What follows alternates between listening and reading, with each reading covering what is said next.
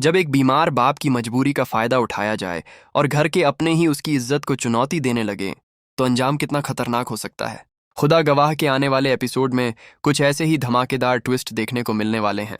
सबसे पहले जब जोहा और उसकी फैमिली को दावत पर इनवाइट किया जाता है, तो जोहा खुशी से झूम उठती है। शेरी पूरी फैमिली के सामने फख्र से कहती है कि उसे हमेशा से ऐसी ही बहू की तलाश थी और अब उसकी यह ख्वाहिश पूरी होने जा रही है।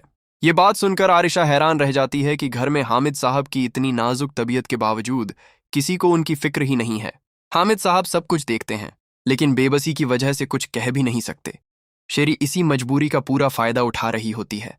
दूसरी तरफ जोहा अपनी शादी के ख्यालों में खोई हुई तैयार हो रही होती है। उसकी माँ उसे देखकर कहती हैं, आज तो मेरी बेटी बहुत खुश लग रही है।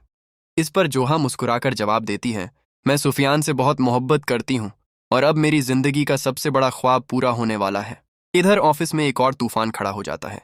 अरसलान सीधे हामिद साहब की कुर्सी पर जाकर बैठ जाता है। तभी सुफियान वहां पहुंचता है और गुस्से में कहता है, यह मेरे बाबा की सीट है, फौरन यहां से उठो।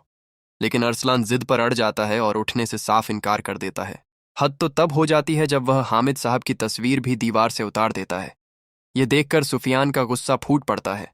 वह अरसलान को ऑफिस से बाहर निकाल देता है और दोबारा हामिद साहब की तस्वीर उसकी जगह लगा देता है। घर वापस आकर अरसलान जब सारी बात शेरी को बताता है, तो शेरी उस पर बहुत नाराज होती है और कहती है कि तुमने बहुत बड़ी गलती की है। लेकिन अरसलान के अल्फाज सबको हिला देते हैं। वह कहता है, हामिद साहब कभी ठीक नहीं होंगे और न ही दोबारा ऑफिस आ सकेंगे। ये सुनते ही शेरी उसे जोरदार थप्पड़ मार देती है। आरिशा और सुफियान ये सब अपनी आंखों से देखते हैं, जबकि हामिद साहब भी अंदर ही अंदर टूट जाते हैं। उधर शेरी अचानक जोहा की मां को फोन करके दावत कैंसिल कर देती है और बहाना बनाती है कि हामिद साहब की तबीयत बहुत खराब है। ये सुनते ही जोहा का गुस्सा 7वें आसमान पर पहुंच जाता है। वह अपनी मां की एक बात भी नहीं सुनती और सीधे सुफियान को कॉल करती है। जोहा उदास लहजे में कहती है, मुझे लगता है कि आप इस रिश्ते से खुश नहीं हैं। मैं जबरदस्ती के रिश्ते में नहीं बंधना चाहती, इसलिए मुझे सच बता दीजिए। लेकिन सुफियान उसे तसल्ली देते हुए कहता है, ऐसी कोई बात नहीं है।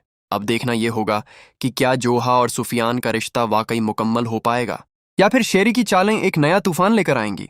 और सबसे बड़ा सवाल, क्या हामिद साहब कभी अपना घर और अपना मुकाम दोबारा हासिल कर पाएंगे? अपनी राय हमें कमेंट करके जरूर बताइए।